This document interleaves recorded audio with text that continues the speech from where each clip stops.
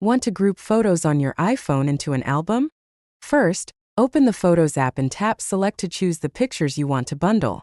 After picking them, tap the share icon, then choose Add to Album. If you already have an album, pick it. Otherwise, tap the plus, name the new album and hit Create. This gives you a quick way to organize selected photos. For more control, scroll to the bottom and tap Albums. If you don't see it, use Customize and Reorder to surface it.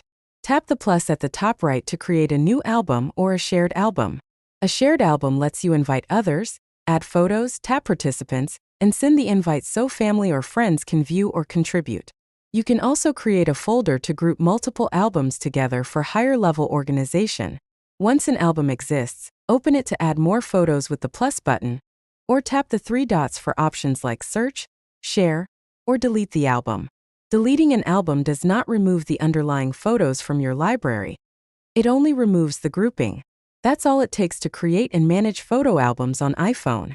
If this helped you, tap like, share your favorite photo organization tip in the comments, and subscribe for more quick iPhone guides.